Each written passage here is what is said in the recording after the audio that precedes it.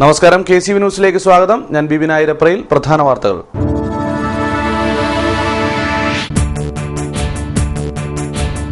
അഴിമതിയുടെ കൊടുങ്കാറ്റിൽ വീണടിഞ്ഞ വിദ്യാലയം. മങ്കൊമ്പ് VHSCക്ക് വിനയായത് അഴിമതിയും അശാസ്ത്രീയ നിർമ്മിതിയും. വിജിലൻസ് അന്വേഷിക്കുമെന്ന് ആലപ്പുഴ ജില്ലാ കളക്ടർ.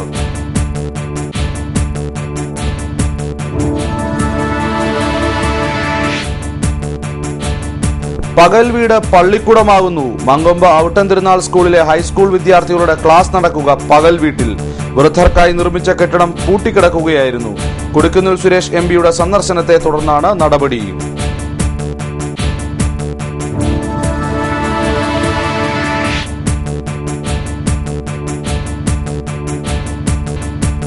റോഡിനും ദഹനം. പുളിങ്ങുന്ന് SNDP റോഡിന് പ്രതീകാത്മക സംസ്കാരം.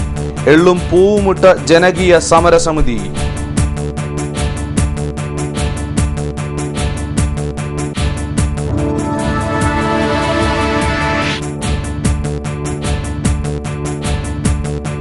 കുട്ടനാടിനുള്ളത് കുട്ടനാടിനും പാലായ്ക്കുള്ളത് പാലായ്ക്കും. പ്രാദേശിക വ്യതിയാനങ്ങൾ മനസ്സിലാക്കാതെ പണം കുറച്ചനുവദിച്ചതാണ് സ്കൂൾ കെട്ടിടം ഇടിയാൻ കാരണമെന്ന് പ്രതിഭാഹരി.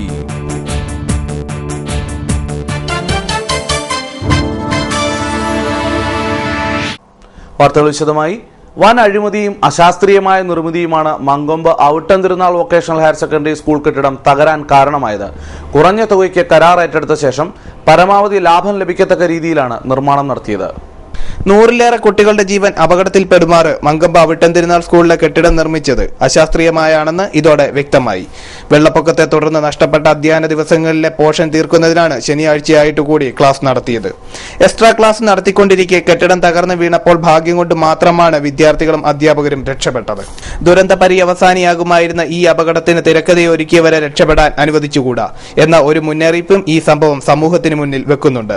കുട്ടനാടിന്റെ പരിസ്ഥിതിക്ക് ഒട്ടും അനുയോജ്യമല്ലാത്ത പഴകിയ വെട്ടുകല്ല്, സാധാരണ ഇഷ്ടി കൊണ്ട് പണിത തൂണുകൾ, ദുർബലമായ ഭിത്തികൾക്ക് താങ്ങാവുന്നതിലേറെ ഭാരമുള്ള മേൽത്തട്ട്, നിലവാരമില്ലാത്ത മെറ്റൽ പൊടി ഇവയെല്ലാം കെട്ടിടം ഇടിഞ്ഞു വീഴാൻ കാരണമായി. 6500 ചതുരശ്ര അടി വിസ്തീർണവും 2 നിലകളിലായി 12 മുറികളുമുള്ള സ്കൂൾ കെട്ടിടത്തിന് കണക്കുപ്രകാരം ചിലവായത് 37.6 ലക്ഷം രൂപയാണ്. ഇത്രയും തുകയ്ക്ക് ഇങ്ങനെ കെട്ടിടം ശാസ്ത്രീയമായി നിർമ്മിക്കാനാവില്ലെന്ന് ഈ രംഗത്തെ വിദഗ്ധർ പറയുന്നു. കിട്ടിയ തുകയ്ക്ക് കഴിയുന്നത്ര ലാഭം മുന്നിൽ കണ്ടാണ് കരാറുകാരൻ പണി പൂർത്തിയാക്കിയത്. കെട്ടിടത്തിന്റെ രൂപരേഖ തയ്യാറാക്കിയ അസിസ്റ്റന്റ് എഞ്ചിനീയർ തന്നെ കെട്ടിടം പൂർത്തിയായപ്പോൾ അംഗീകാരവും നൽകി. ഈ എഞ്ചിനീയർ ഇപ്പോൾ പുളുങ്ങുന്ന് പഞ്ചായത്തിലില്ല. സാങ്കേതിക പിഴവോടെ കെട്ടിടം നിർമ്മിച്ചതിന്റെ പ്രധാന ഉത്തരവാദിത്തം ഈ എഞ്ചിനീയർക്കും അന്നത്തെ പഞ്ചായത്ത് സെക്രട്ടറിക്കുമാണ്. ആലപ്പുഴ ജില്ലാ പഞ്ചായത്ത് വാർഷിക പദ്ധതിയിൽ ഉൾപ്പെടുത്തി കെട്ടിടം നിർമ്മിക്കാൻ ഫണ്ട് അനുവദിച്ചിരുന്നു. കെട്ടിട നിർമ്മാണത്തിന്റെ മേൽനോട്ടം വഹിച്ചിരുന്നത് പുളുങ്ങുന്ന് പഞ്ചായത്തിലെ LSGD വകുപ്പാണ്. പഞ്ചായത്തിലെ ഏത് കെട്ടിടത്തിന്റെയും സുരക്ഷാ സർട്ടിഫിക്കറ്റ് നൽകേണ്ടത് സെക്രട്ടറിയാണ്. അസിസ്റ്റന്റ് എഞ്ചിനീയറുടെ റിപ്പോർട്ടിന്റെ അടിസ്ഥാനത്തിൽ സെക്രട്ടറി സ്കൂൾ കെട്ടിടത്തിന് സർട്ടിഫിക്കറ്റ് നൽകുകയായിരുന്നു. നിർമ്മാണത്തിന്റെ ഓരോ ഘട്ടത്തിലും പരിശോധന നടത്തേണ്ട എഞ്ചിനീയർമാർ ഗുരുതരമായ വീഴ്ചയാണ് വരുത്തിയിരിക്കുന്നത്.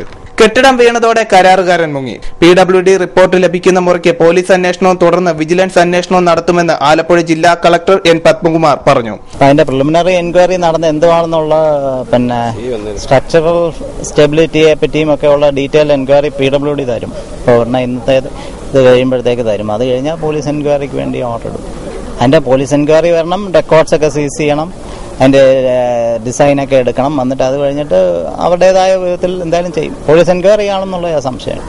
കൊടിക്കുന്നിൽ സുരേഷ് MP, ആലപ്പുഴ ജില്ലാ panchayat president advocate Prathibha Hari, CPM Kuttanad area secretary KK Asokan, Kuttanad tahsildar, Pulinkunnu panchayat member Komalavalli തുടങ്ങി നിരവധി പ്രമുഖർ കെട്ടിടം സന്ദർശിച്ചു. അഴിമതി എങ്ങനെ നടത്താമെന്നതിന്റെ യഥാർത്ഥ ഉദാഹരണമാണ് എന്റെ പുറകിൽ തകർന്നു കിടക്കുന്ന ഈ ഔട്ടൻ തിരുനാൾ വൊക്കേഷണൽ ഹയർ സെക്കൻഡറി സ്കൂൾ കെട്ടിടം. ഈ കെട്ടിട നിർമ്മാണം ആരംഭിച്ച അന്ന് മുതൽ MPക്ക് ഉൾപ്പെടെ പല പരാതികൾ നൽകിയെങ്കിലും യാതൊരു പ്രയോജനവും ഉണ്ടായിട്ടില്ല. ഈ കെട്ടിട നിർമ്മാണം വളരെ അശാസ്ത്രീയമായ രീതിയിൽ തന്നെയാണ് പണിതിരിക്കുന്നത്. അടിഭാഗത്ത് ഇഷ്ടികകൾ ഉപയോഗിച്ചാണ് കെട്ടിയിരിക്കുന്നതെങ്കിൽ മുകൾ ഭാഗത്ത് ഭാരമേറിയ വെട്ടുകല്ലുകൾ ഉപയോഗിച്ച് തന്നെയാണ് കെട്ടിയിരിക്കുന്നത്. ഇത് തന്നെയാണ് ഈ കെട്ടിടം തകർന്നു വീഴാനുള്ള ഏറ്റവും പ്രധാനപ്പെട്ട കാരണമായി നാട്ടുകാർ ചൂണ്ടിക്കാണിക്കുന്നത്. ഈ പില്ലറുകൾ കെട്ടിപ്പൊക്കിയിരിക്കുന്നതിനകത്ത് ഒരു കമ്പി പോലും ഇല്ല എന്നതാണ് ഈ ദൃശ്യങ്ങളിൽ പ്രേക്ഷകർ കണ്ടുകൊണ്ടിരിക്കുന്നത്. ഈ കെട്ടിട നിർമ്മാണത്തിനായി ഉപയോഗിച്ച മണ്ണ് പഴയ കെട്ടിടത്തിൽ നിന്ന് പൊളിച്ചെടുത്ത മണ്ണാണെന്ന് പറഞ്ഞ് മണ്ണ് ഉപയോഗിച്ചാണ് ഈ കെട്ടിടം നിർമ്മിച്ചിരിക്കുന്നത്. ഈ മണ്ണ് ഇവിടുന്ന് കടത്തിക്കൊണ്ട് പോയതിന്റെ പേരിൽ നാട്ടുകാർ വളരെ പ്രക്ഷോഭങ്ങൾ നടത്തിയിരുന്നു. ഈ കിടക്കുന്ന മണ്ണിന്റെ പേരിൽ ഇപ്പോഴും വിജിലൻസ് കേസ് നിലനിൽക്കുകയാണ്. ഇങ്ങനെ കുട്ടികളുടെ ജീവൻ വെച്ച് പന്താടുന്ന കോൺട്രാക്ടർമാരും രാഷ്ട്രീയക്കാരും ഉള്ളിടത്തോളം കാലം നമ്മുടെ നാട് നന്നാവില്ല. ക്യാമറമാൻ മർഡോണ വർഗീസിനൊപ്പം Sanu, KCV news. Mankombu Avittam Thirunal vocational higher secondary school കെട്ടിടം തകർന്ന വിവരം മുഖ്യമന്ത്രി അറിയിച്ചിട്ടുണ്ട്. സ്കൂൾ കെട്ടിടം തകർന്ന സാഹചര്യത്തിൽ ആലപ്പുഴ ജില്ലാ പഞ്ചായത്ത് നിർമ്മിച്ച പകൽ വീട് കെട്ടിടത്തിൽ ക്ലാസുകൾ എടുക്കാൻ കൊടിക്കുന്നിൽ സുരേഷ് എം പി നിർദ്ദേശം നൽകി. ക്ലാസ് മുറിയും കമ്പ്യൂട്ടർ ലാബുമായിട്ടുള്ള പുതിയ കെട്ടിടം നിർമ്മിക്കാനുള്ള എസ്റ്റിമേറ്റ് തയ്യാറാക്കുവാൻ എക്സിക്യൂട്ടീവ് എഞ്ചിനീയറെ ചുമതലപ്പെടുത്തിയിട്ടുണ്ട്. അശാസ്ത്രീയമായ രീതിയിൽ കെട്ടിടം നിർമ്മിച്ച കോൺട്രാക്ടർക്കും ഉദ്യോഗസ്ഥർക്കുമെതിരെ അന്വേഷണം നടത്തുമെന്നും കൊടിക്കുന്നിൽ സുരേഷ് എം പി പറഞ്ഞു. ഇത് വാർത്ത അറിഞ്ഞപ്പോൾ തന്നെ ഈ സംഭവങ്ങളുമായി ബന്ധപ്പെട്ടു. ഇന്നലെ മുഖ്യമന്ത്രിയെ ചങ്ങനാശ്ശേരിയിലെ ഒരു ഫംഗ്ഷനിൽ വെച്ച് ഈ സ്കൂളിന്റെ തകർച്ചയെ സംബന്ധിച്ച് അദ്ദേഹത്തിന് ശ്രദ്ധപ്പെടുത്തി ഗവൺമെന്റ് ഇക്കാര്യത്തിൽ അടിയന്തര നടപടി സ്വീകരിക്കാമെന്ന് ഉറപ്പ് നൽകി.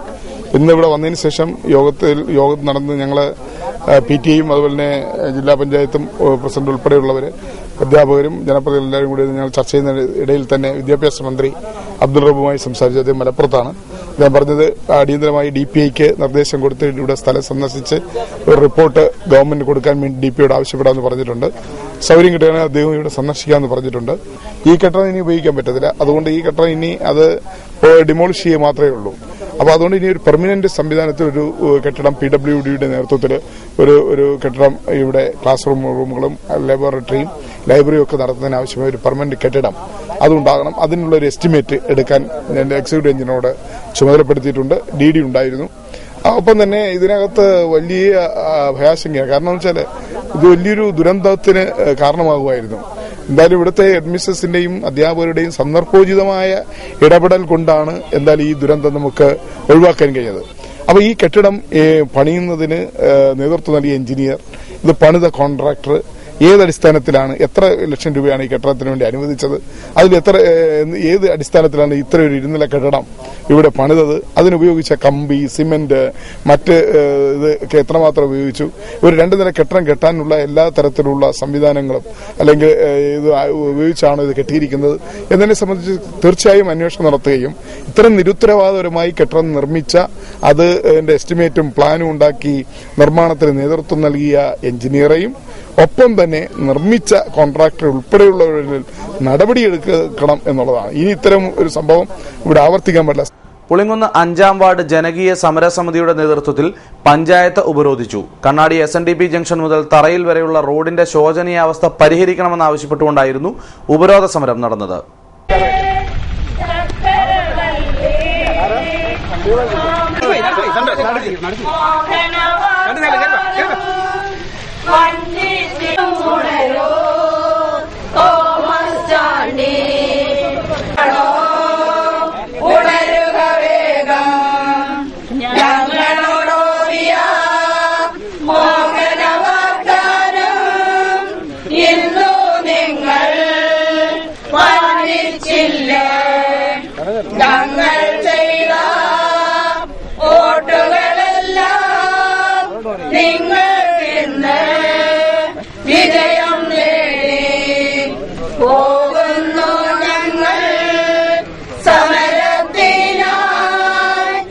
ഉപരോധ സമരം സെന്റ് ജോസഫ് പള്ളി വികാരി ഫാദർ സിറിയക് വലിവറമ്പിൽ ഉദ്ഘാടനം ചെയ്തു. അത് ഒത്തിരിയേറെ അനുഭവിക്കുകയും അത് വ്യക്തമായിട്ട് അറിയുകയും ചെയ്യാവുന്നതാണ്. ബഹുമാനപ്പെട്ട മെമ്പറോടൊക്കെ ഞാൻ വന്നപ്പം തൊട്ട് ഇത് പറയുന്നതാണ്. മെമ്പർ പറഞ്ഞ 2 വർഷം മുന്നോട്ട് പറഞ്ഞ 40 ലക്ഷം രൂപ അനുവദിച്ചിട്ടുണ്ടായിരുന്നു. ഈ 40 ലക്ഷം രൂപ ഇപ്പോഴും ഞാനിപ്പം കേട്ടാൽ 68 ലക്ഷം രൂപ അനുവദിച്ചിട്ടുണ്ടായിരുന്നു. ഇത് എത്ര വർഷം കഴിഞ്ഞായിരിക്കും 68 ലക്ഷം രൂപ നമ്മുടെ റോഡായിട്ട് മാറുന്നത്? എനിക്ക് സംശയമുണ്ട്.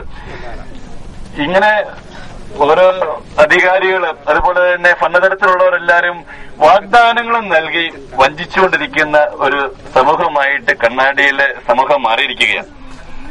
ആ വഞ്ചന പോരാ, വാക്ക് പോരാ, വാഗ്ദാനം പോരാ, പ്രവൃത്തിയാ വേണ്ടത്. ആ റോഡ് ടാർ ചെയ്ത് കിട്ടണം. അതാണ് നമ്മുടെ ഈ ആവശ്യം. ആ റോഡേ കൂടെ നമ്മുടെ കുഞ്ഞുങ്ങളും അതുപോലെ തന്നെ നമ്മുടെ ആൾക്കാർക്കും സുഗമമായിട്ട് സഞ്ചരിക്കാനായിട്ടുള്ള അവസരം ഇവിടുത്തെ ഭരണാധികാരികൾ ഒരുക്കിത്തരണം.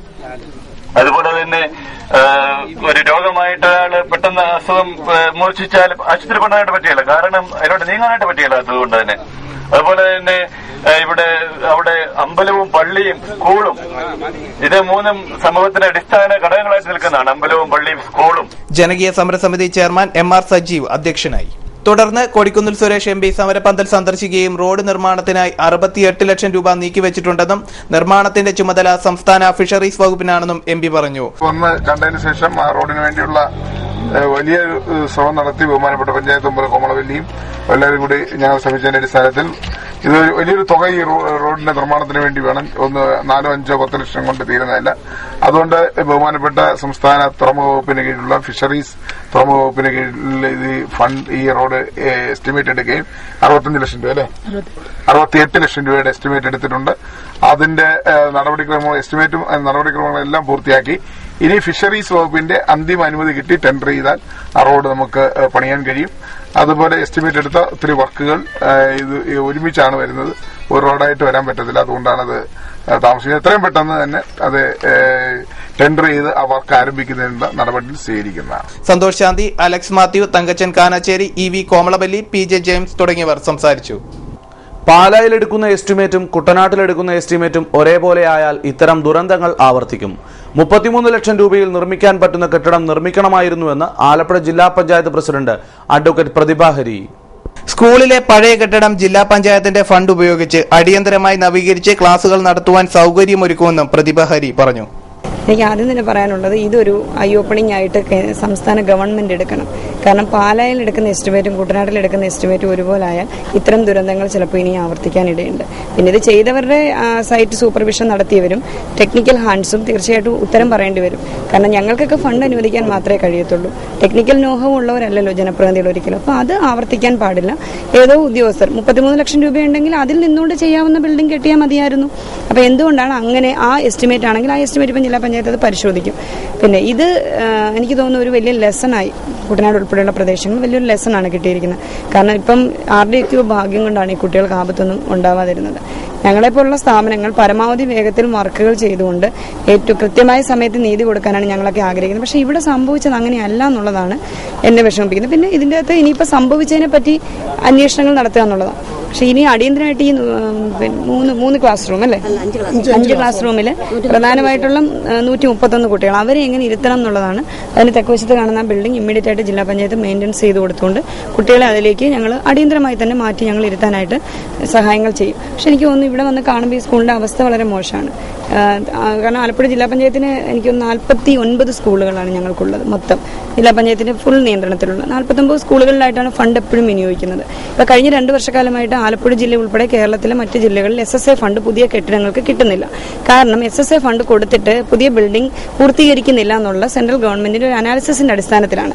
പക്ഷെ അവിടെയും നമ്മൾ ചോദിക്കേണ്ടത് എന്തുകൊണ്ട് ഈ ബിൽഡിംഗ് പൂർത്തിയാവുന്നില്ല. ഇപ്പൊ തന്നെ ഇവിടെ ഡോക്ടർ MS സ്വാമിനാഥന്റെ ഫണ്ട് ഉപയോഗിച്ചൊരു കെട്ടിടം VHSCയുടെ ലാബ് ഇവിടെ സജ്ജീകരിക്കുന്നുണ്ട്. ആ വർക്ക് എടുക്കാൻ ഇവിടെ PWD ഉദ്യോഗസ്ഥരുണ്ടായിരുന്നു. അത് തയ്യാറായില്ല. കാരണം അവർ പറഞ്ഞു അവർക്ക് നല്ലൊരു ബേസ്മെന്റ് കെട്ടാൻ പോലും ഉള്ള പണം ശരിക്കും നോക്കിയാലില്ല. അതുകൊണ്ട് അവരത് ഇട്ടിട്ട് പോയി. അത് നിർമ്മിതിയുടെ തലയിലാണ് ഇപ്പോൾ ഇരിക്കുന്നത്. നിർമ്മിതി അത് പൂർത്തീകരിക്കുന്നത് എങ്ങനെയായിരിക്കും എന്നുള്ള കാര്യം ഞങ്ങൾക്ക് ആശങ്കയുണ്ട്. അപ്പോൾ ആദ്യം പറഞ്ഞ പോയിന്റിലാണ് ഞാൻ നിൽക്കുന്നത്. ദുരന്തങ്ങൾ വരുമ്പോൾ മാത്രമാണ് കുട്ടനാടിനെ പലപ്പോഴും ആൾക്കാർ ചിന്തിക്കുന്നത്. കുട്ടനാടിനെ സ്പെഷ്യൽ സോണായിട്ട് കണ്ടുകൊണ്ട് കുട്ടനാട്ടിലെ കൺസ്ട്രക്ഷന് അതിപ്പം ബണ്ടുൾപ്പെടെ ഏത് നിർമ്മാണ പ്രവർത്തനങ്ങളാണ് കുട്ടനാടിന്റെ പാരിസ്ഥിതിക സ്ഥിതി നോക്കിക്കൊണ്ടുള്ള മാറ്റം ഗവൺമെന്റിന്റെ ഭാഗത്ത് നിന്ന് ഉദ്യോഗസ്ഥരുടെ ഭാഗത്ത് നിന്ന് അല്ലെങ്കിൽ ബന്ധപ്പെട്ട ഡിപ്പാർട്ട്മെന്റുകളുടെ ഭാഗത്തു നിന്നുണ്ടായില്ലെങ്കിൽ എനിക്ക് ഭയമുണ്ട് ഇത്തരം ദുരന്തങ്ങൾ ആവർത്തിക്കപ്പെടും. രാഷ്ട്രീയ നേതാക്കൾക്കും ഉദ്യോഗസ്ഥ വൃന്ദത്തിനും അഴിമതി നടത്താനാണോ ചില പദ്ധതികൾ കേന്ദ്ര സംസ്ഥാന സർക്കാരുകൾ ആവിഷ്കരിക്കുന്നതെന്ന് തോന്നിപ്പോകും കുട്ടനാട് പാക്കേജിനെ കുറിച്ച് ചിന്തിച്ചാൽ. പറഞ്ഞു പതിരായതും പണിഞ്ഞ് പാഴാക്കിയതുമായ പാക്കേജിനെ കുറിച്ച് ഇനിയും എന്തിനു പറയണമെന്നാണോ? അതെ, പറയാതെ വയ്യ. കാരണം ജനങ്ങളിൽ നിന്നും നികുതിയായി പിഴിഞ്ഞെടുക്കുന്ന പണത്തിന് എന്തെങ്കിലും വില ഇവർ കൽപ്പിക്കാത്തതിനാലാണ് വീണ്ടും പറയേണ്ടി വരുന്നത്. കുട്ടനാട് പാക്കേജിൽ മാത്രമാണോ അഴിമതിയും ധൂർത്തും? ഇതിലെന്താണ് പുതുമയെന്നോർത്തും മിണ്ടാതിരുന്നാൽ എങ്ങനെ വരും ഇതിനൊക്കെ ഒരു അറുതി? എവിടെ നിന്നെങ്കിലും ഒരു തുടക്കം ഉണ്ടായേ മതിയാവും. പറഞ്ഞു പഴകിയും പണിഞ്ഞ കുളം തോണ്ടിയും കുട്ടനാട് പാക്കേജിന് 6 വയസ്സ് പൂർത്തിയായ ഈ മാസത്തിലാണ് കുട്ടനാട്ടിലെ ആയിരക്കണക്കിന് ഏക്കറിലെ നെൽകൃഷിയും കരകൃഷിയും നശിച്ചത്.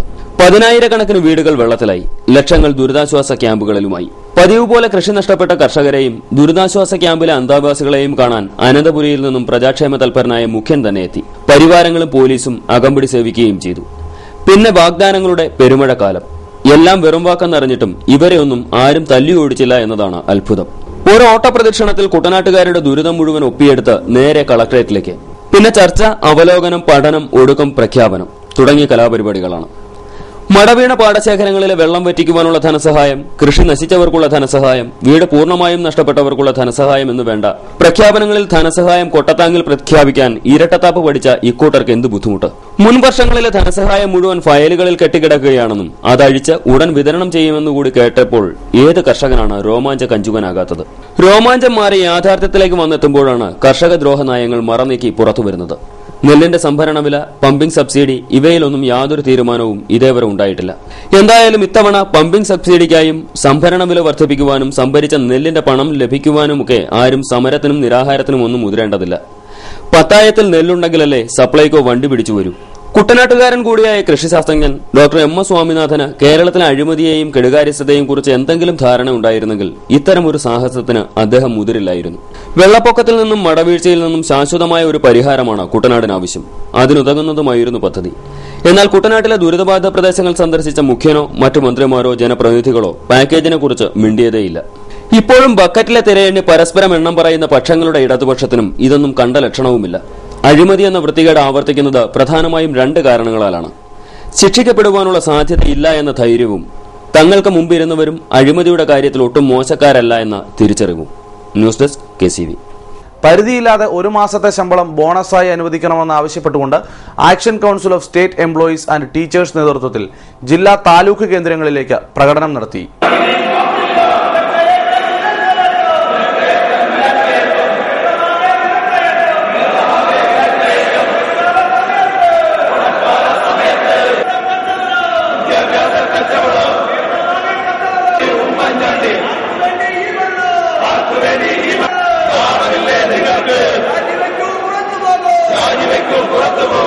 ഒരു മാസത്തെ ശമ്പളം ബോണസായി അനുവദിക്കണമെന്നാവശ്യപ്പെട്ട് ആക്ഷൻ കൌൺസിലിന്റെ നേതൃത്വത്തിൽ നിരവധി പ്രക്ഷോഭങ്ങൾ നടത്തിയെങ്കിലും ആവശ്യം അംഗീകരിക്കുവാൻ സർക്കാർ തയ്യാറായിട്ടില്ല.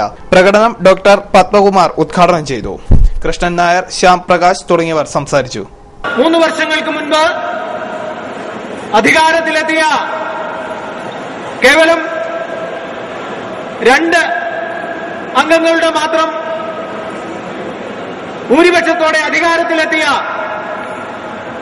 കേരളത്തിലെ ഗവൺമെന്റ് ഈ കേരളത്തെ എങ്ങോട്ടാണ് കൊണ്ടുചെന്നെത്തിക്കുന്നത് എന്നതിനെ സംബന്ധിച്ച് ഈ നാട്ടിലെ ജനങ്ങൾക്കാകെ വളരെ കൃത്യമായ ധാരണയിലെത്തുന്ന പ്രവർത്തനങ്ങളാണ് അവരുടെ ഭാഗത്തു നിന്നുണ്ടായിക്കൊണ്ടിരിക്കുന്നത്.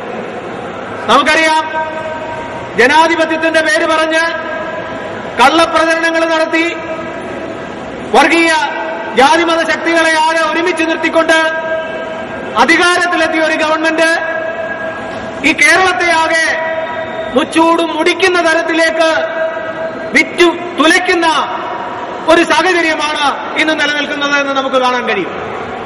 ഒരു വിഭാഗം വ്യാപാരികൾ ഈ മാസം 20-ന് പ്രഖ്യാപിച്ചിരിക്കുന്ന കടയടപ്പ് സമരം അനവസരത്തിലും ജനദ്രോഹപരവുമാണെന്ന് വ്യാപാരി വ്യവസായ സമിതി.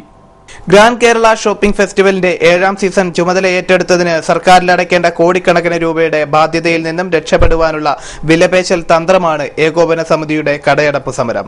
ചെറുകിട വ്യാപാര മേഖലയിലെ വിദേശ നിക്ഷേപം, ഓൺലൈൻ വ്യാപാരം തുടങ്ങിയ കേരളത്തിലെയും ഇന്ത്യയിലെയും വ്യാപാരികളുടെ നിലനിൽപ്പ് അപകടകരമായ വിഷയങ്ങൾക്ക് നേരെ കണ്ണടയ്ക്കുകയും ഇതുമായി ബന്ധപ്പെട്ട ചർച്ചകളിലും സമരങ്ങളിലും ഒളിച്ചു കളിക്കുന്നവർ വ്യാപാരികളുടെ സമരവീര്യം ദുരുപയോഗം ചെയ്യുവാൻ ശ്രമിക്കുകയാണെന്നും സമിതി നേതാക്കൾ ആരോപിച്ചു. ഗ്രാൻഡ് കേരള ഷോപ്പിംഗ് ഫെസ്റ്റിവലിന്റെ 7ാം സീസണിലെ നടത്തിപ്പ് ഏകോപന സമിതിക്കാണ്. ഇതിൽ സർക്കാരിന് ഏതാണ്ട് കോടിക്കണക്കിന് രൂപ അടയ്ക്കാൻ കിടക്കുകയാണ്. ഇതിനു വേണ്ടിയുള്ള ഒരു വിലപേശൽ തന്ത്രമാണ് ഈ സമരം.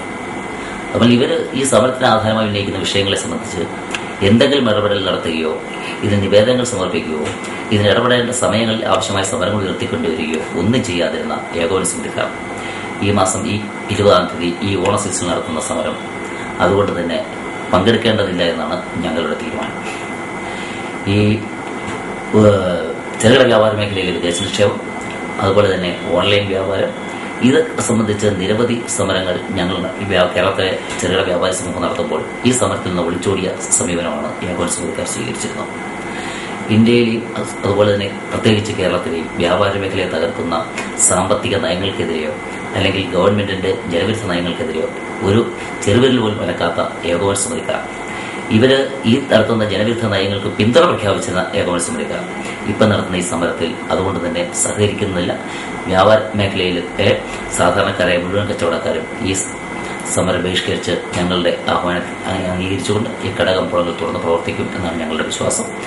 ഡിവൈഎഫ്ഐ കുട്ടനാട് മേഖലയുടെ നേതൃത്വത്തിൽ ജനകീയ സമിതി സംഭരിച്ച ചികിത്സാ സഹായ നിധി വിതരണം നടന്നു. നീലമ്പേരൂർ ചക്കച്ചമ്പാക്ക ജംഗ്ഷനിൽ നടന്ന പൊതുസമ്മേളനം CPM area secretary KK Ashokan ഉദ്ഘാടനം ചെയ്തു. D ഉണ്ണികൃഷ്ണൻ, K പ്രദീപ് കുമാർ തുടങ്ങിയവർ സംസാരിച്ചു. ഇടവേള.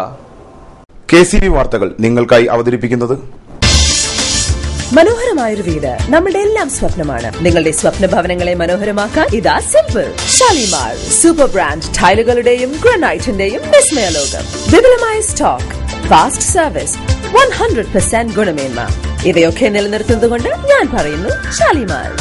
ഷാലിമാർ മാർബിൾസ് ആൻഡ് ഗ്രാനൈറ്റ്, സ്വപ്ന ഭവനത്തിന് ഇവിടെ പൂർണ്ണത.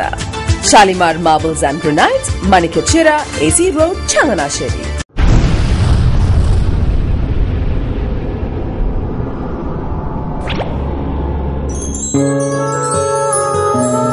സ്വപ്ന ജ്വല്ലറി ചങ്ങനാശ്ശേരി, സംശുദ്ധിയുടെ അരനൂറ്റാണ്ട് കാലത്തെ പാരമ്പര്യം. ചങ്ങനാശ്ശേരിയിലെ ആദ്യത്തെ 916 ഹോൾമാർക്ക് സ്വർണ്ണാഭരണശാല.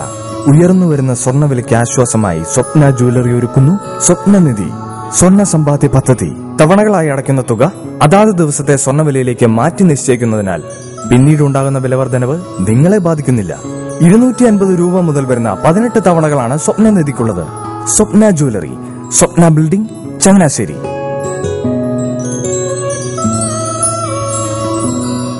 എന്റെ മോഹനേട്ടാ, എളുപ്പ വഴികളും കുറുക്കു വഴികളും നോക്കി പോകുമ്പോഴാ നമ്മളെ ആരെങ്കിലും പറ്റിക്കണത്. എന്നെ ഇന്നവരാരെങ്കിലും പറ്റിച്ചിട്ടുണ്ടോ? കാരണം എന്താ? എനിക്ക് ബുദ്ധിയുണ്ട്.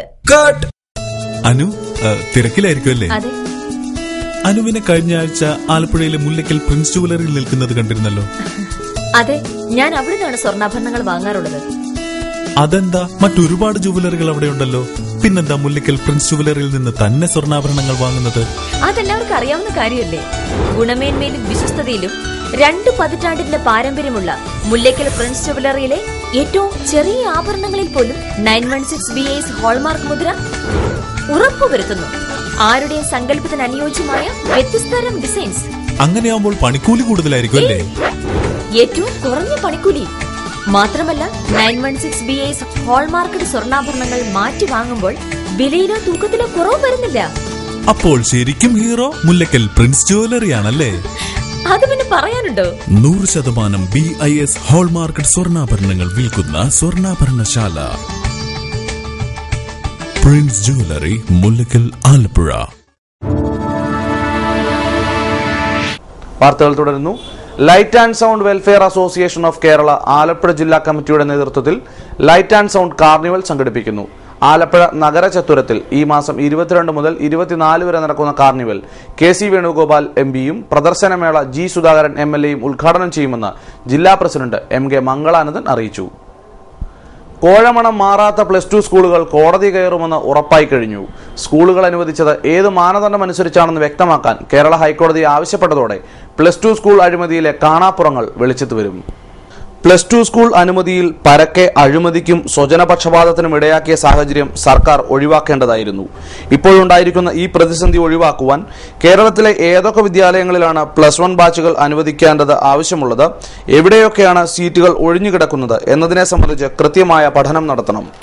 അങ്ങനെ കണ്ടെത്തുന്ന സ്കൂളുകളിൽ മാത്രം ആവശ്യമായ ബാച്ചുകൾ അനുവദിക്കുകയും വേണം.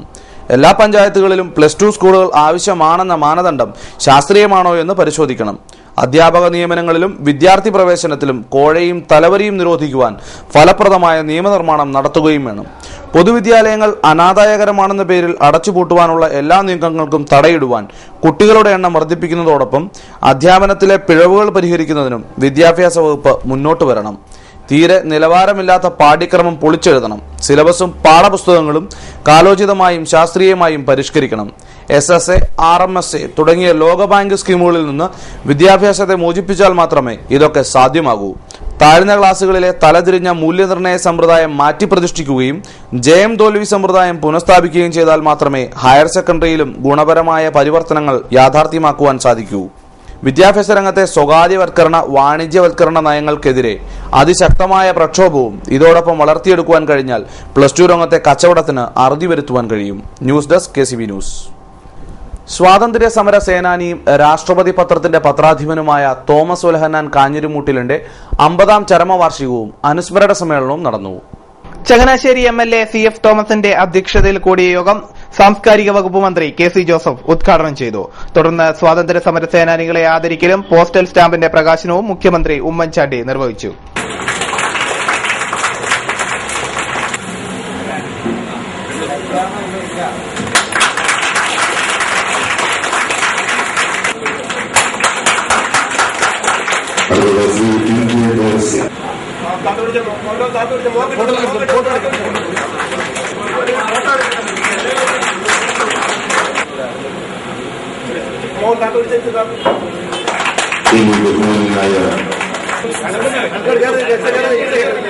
നമ്മുടെ സ്വാതന്ത്ര്യ സമര സേനാനികളെ സ്മരിക്കുന്നത് തന്നെ, അവരുടെ സേവനങ്ങളെ അംഗീകരിക്കുന്നത് തന്നെ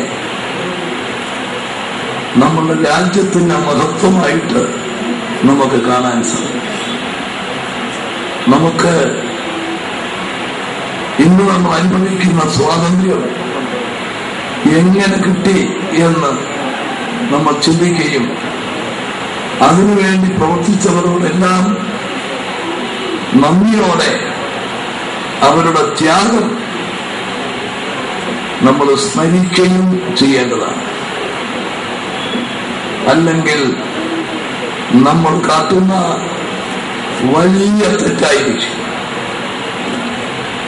ശ്രീ തോമസ് ഉലഹന്നാൻ നമ്മെ വിട്ടുപിരിഞ്ഞിട്ട് 50 വർഷം കഴിഞ്ഞതിന് ശേഷവും ഇങ്ങനെ ഒരു ചടങ്ങ് ഇവിടെ സംഘടിപ്പിച്ചത്, അതിൽ പങ്കെടുക്കാൻ എനിക്ക് സാധിച്ചത് ഒരു വലിയ ഭാഗ്യമായിട്ട് ഞാൻ കരുതുകയാണ്. കൊടിക്കുന്നിൽ സുരേഷ് MP, ചങ്ങനാശ്ശേരി നഗരസഭാ ചെയർപേഴ്സൺ സ്മിത ജയൻ, മാത്യൂസ് ജോർജ്, ജോസി ജോർജ് ചെക്കാലയിൽ തുടങ്ങിയവർ സംസാരിച്ചു. ചങ്ങനാശ്ശേരി അതിരൂപതയുടെ നേതൃത്വത്തിൽ ദളിത് ക്രൈസ്തവ അവകാശ പ്രഖ്യാപനവും ജസ്റ്റിസ് സൺഡേ ആചരിക്കലും നടന്നു. ദളിത് ക്രൈസ്തവർ അനുഭവിക്കുന്ന നീതി നിഷേധവും വിവേചനത്തിനും അവഗണനയിലും പ്രതിഷേധിക്കുന്നതിനും അർഹമായ അവകാശങ്ങളും സംരക്ഷിക്കുന്നതിനും വേണ്ടിയാണ് നീതി ഞായർ ആചരിച്ചത്. മാർ ജോസഫ് പെരുന്തോട്ടം മെത്രാപ്പോലിത്തയുടെ അധ്യക്ഷതയിൽ കൂടിയ യോഗം സാംസ്കാരിക വകുപ്പ് മന്ത്രി KC ജോസഫ് ഉദ്ഘാടനം ചെയ്തു.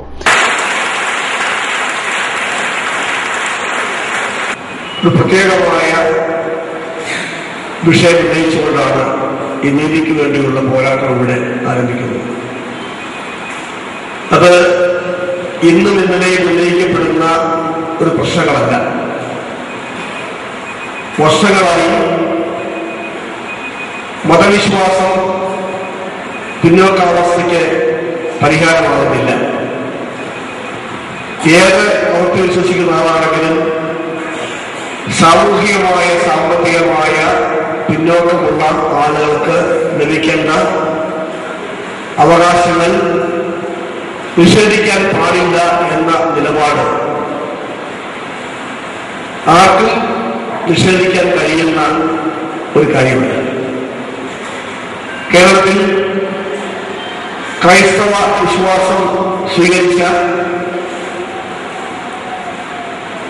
പട്ടികജാതി പ്രവർത്തപ്പെട്ട ആളുകൾ അവര് വിശ്വാസം മാറി എന്ന കാരണത്താൽ അവർക്ക് നേരത്തെ ലഭിച്ചിരുന്ന അവകാശങ്ങളും പ്രത്യേകമായ സംരക്ഷണങ്ങളും നൽകാതിരിക്കുന്നതിന് ഒരു ന്യായവും പറയാൻ ആർക്കും സാധിക്കുകയില്ല.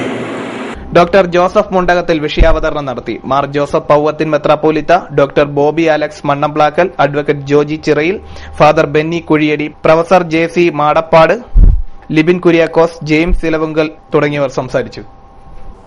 കേരള എഞ്ചിനീയറിംഗ് വർക്കേഴ്സ് ഓണേഴ്സ് അസോസിയേഷന്റെ നേതൃത്വത്തിൽ ആരംഭിച്ച വെൽഡിംഗ് മെറ്റീരിയൽ ആൻഡ് ടൂൾ ഷോപ്പിന്റെ ഉദ്ഘാടനം തിങ്കളാഴ്ച നടന്നു. ചങ്ങനാശ്ശേരി ബൈപ്പാസ് റോഡിൽ മോർക്കുളങ്ങര ജംഗ്ഷന് സമീപം വെട്ടിക്കാട് വലിയ വീട്ടിൽ ബിൽഡിംഗിൽ ആരംഭിച്ച ഷോപ്പിന്റെ ഉദ്ഘാടനം ചങ്ങനാശ്ശേരി MLA CF തോമസ് നിർവഹിച്ചു. KEWOA Changanassery unit president AD James അധ്യക്ഷത വഹിച്ചു. ചടങ്ങിൽ KEWOA കോട്ടയം ജില്ലാ പ്രസിഡന്റ് റെജി മാത്യു ആദ്യ വിൽപ്പന നടത്തി. Thangalkunju, V Ramachandran, advocate Madhavanpillai, T Joseph, MR Fazal തുടങ്ങിയവർ പങ്കെടുത്തു. വെൽഡിംഗ് മേഖലയിൽ പ്രവർത്തിക്കുന്നവരുടെ സംഘടനയായ KEWAയുടെ നേതൃത്വത്തിൽ ആരംഭിച്ച ഷോപ്പിൽ വളരെ കുറഞ്ഞ വിലയിലും ഗുണനിലവാരമുള്ളതുമായ ഉപകരണങ്ങൾ വിൽപ്പന നടത്തുകയും ലാഭവിഹിതം ഉപയോഗിച്ച് ഈ മേഖലയിൽ ജോലി ചെയ്യുന്നവരെ സാമ്പത്തികമായി സഹായിക്കുകയുമാണ് ലക്ഷ്യമെന്നും ഭാരവാഹികൾ പറഞ്ഞു. നമ്മുടെ ഈ പരിപാടിയുടെ ലക്ഷ്യം എന്ന് പറയുന്നത് കൂട്ടായ്മയാണ്. മെയിനായിട്ട് ഏറ്റവും പ്രധാനപ്പെട്ട കാര്യം കൂട്ടായ്മയിലൂടെ ഉയർന്നു വരാൻ സാധിക്കുക എന്നുള്ളതാണ് ഉദ്ദേശിക്കുക. നിസ്സാരമായ ചെറിയ ചെറിയ പണികളൊക്കെ ചെയ്യുന്ന ആളുകൾ, വർക്ക്ഷോപ്പ് നടത്തുന്ന ആളുകൾ, അവർക്ക് ഇങ്ങനെയുള്ള വലിയൊരു ബൃഹത്തായ സംരംഭത്തിന്റെ ഭാഗമായി തീരുവാനുള്ള ഒരു സാഹചര്യം അത് സൃഷ്ടിക്കുക എന്നുള്ളതാണ് നമ്മൾ ഈ ഒരു കൂട്ടായ്മയിൽ ഉണ്ടായിരിക്കുന്ന ഈ ഷോപ്പിന്റെ ഉദ്ദേശം. അവർക്ക് ആവശ്യമായ വർക്ക്ഷോപ്പുകൾക്ക് ആവശ്യമായ സാധനങ്ങൾ ന്യായമായ വിലയ്ക്ക് ഗുണമേന്മയുള്ള സാധനങ്ങൾ ലഭ്യമാക്കുന്ന ഒരു സാഹചര്യം. അതിനുവേണ്ടിയാണ് നമ്മൾ ഈ ഷോപ്പ് ഇപ്പോൾ ഉദ്ഘാടനം ചെയ്തിട്ടുള്ളത്. അപ്പോൾ എല്ലാ വർക്ക്ഷോപ്പ് ഉടമകളുടെയും സഹായത്തോടെ ചെയ്യുന്നതുകൊണ്ട് എല്ലാവരുടേതായ കടയാണ്, ഒരു വ്യക്തിയുടെ കടയല്ല, ഒരു സംഘടനയുടെ കടയാണ്. അതിന് അമിത ലാഭം ഉണ്ടാക്കുകയോ മറ്റേതെങ്കിലും പ്രസ്ഥാനങ്ങളോട് മത്സരിക്കുകയോ ചെയ്യുക എന്നുള്ളതല്ല ഉദ്ദേശിക്കുന്നത്. ന്യായമായ ലാഭം വാങ്ങിക്കുക. നിലവിലുള്ള പ്രസ്ഥാനങ്ങൾ, അതായത് മറ്റുള്ള ഷോപ്പുകൾ ഒത്തിരി ചങ്ങനാശ്ശേരിയിലും പരിസരങ്ങളിലും കോട്ടയം ജില്ലയിലും എല്ലായിടത്തും ഉണ്ട്.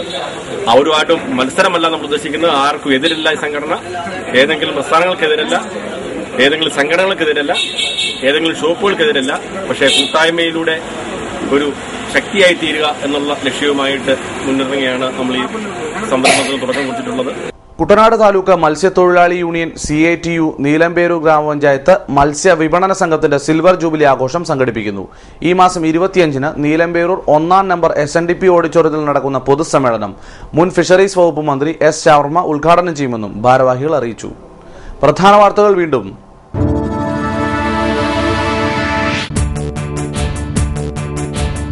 അഴിമതിയുടെ കൊടുങ്കാറ്റിൽ വീണടിഞ്ഞ വിദ്യാലയം. മങ്കൊമ്പ് VHSCക്ക് വിനയായത് അഴിമതിയും അശാസ്ത്രീയ നിർമ്മിതിയും. വിജിലൻസ് അന്വേഷിക്കുമെന്ന് ആലപ്പുഴ ജില്ലാ കളക്ടർ.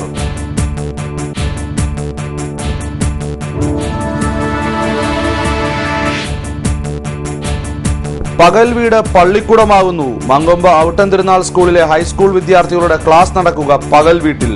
വൃദ്ധർക്കായി നിർമ്മിച്ച കെട്ടിടം പൂട്ടിക്കിടക്കുകയായിരുന്നു. കൊടിക്കുന്നിൽ സുരേഷ് MPയുടെ സന്ദർശനത്തെ തുടർന്നാണ് നടപടി.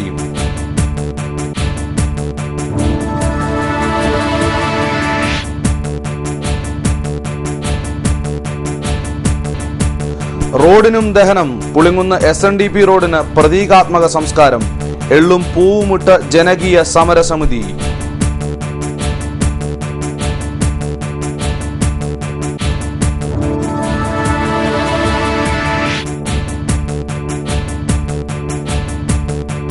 കുട്ടനാടിനുള്ളത് കുട്ടനാടിനും പാലായ്ക്കുള്ളത് പാലായ്ക്കും.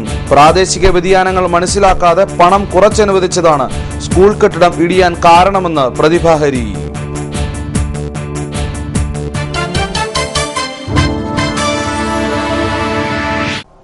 വാർത്തകൾ കഴിഞ്ഞു. നമസ്കാരം.